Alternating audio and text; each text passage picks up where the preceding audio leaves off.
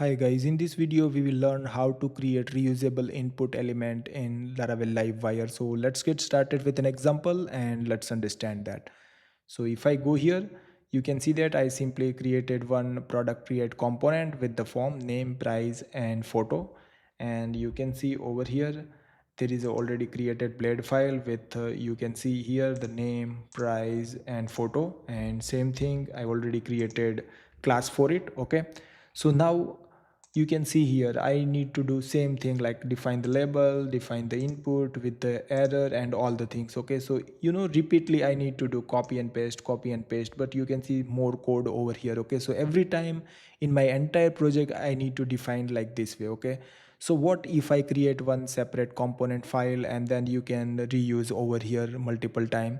So let me show you that. So first of all, what I will do, I will run one command php artisan mac component. This is the command of Laravel blade and I will create input component. Okay, and now you can see that they created two file. One is the class file and the another is blade file. Okay, so simply go here, component input. Okay, here what I will do, I will go here and I will copy this and entire element I will paste over here.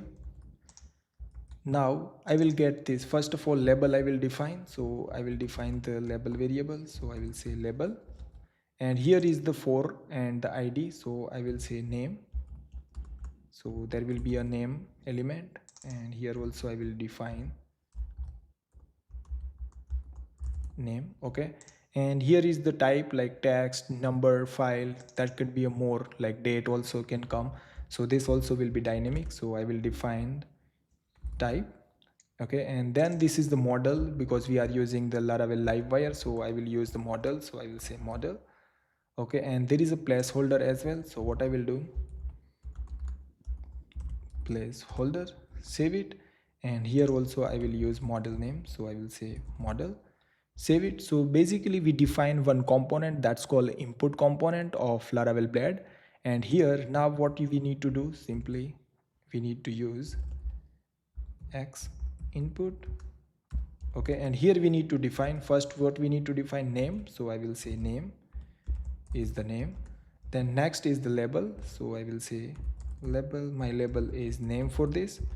Then you can see type. So I will say type is text on this. And then you can see model. So what I will do, I will define model, that should be name for me.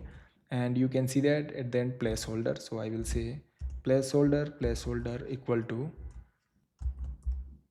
enter name. Okay, and now I will remove this entire 4 5 line. Okay, 4 5 lines. So simply save it. Now let me go here and rerun my. Okay, now let me refresh it. You can see that input. Okay, and if I hit on submit, you can see that name field is required. Okay, so same thing I can do for price. So what I need to do, simply copy and paste over here, and here I will be defined like name will be price and label will be price. Text is, you can see that type is numbers for me, so I will say number, and model will be price. Okay, and then you can see the enter price. So I don't require to rewrite this 6 line over here. Okay, so I will remove this, save it, and now let me go here and refresh it as it is price. And if I click on submit, you can see that price field is required over here. Okay, same thing for the type input. So I will also copy the above line, and here I will say the name is the photo and label will be photo, and then type will be file.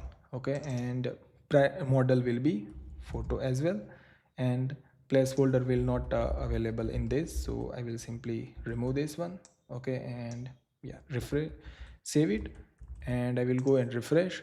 Yeah, there is a placeholder. So what I will do over here, for now placeholder will be empty for now. Save it, and I will refresh it. So you can see that how easily we do that. Okay, we just write 3 line. Okay, and we define entire form of the input, and you can see over here in the component we just define everything dynamic. Okay, save it.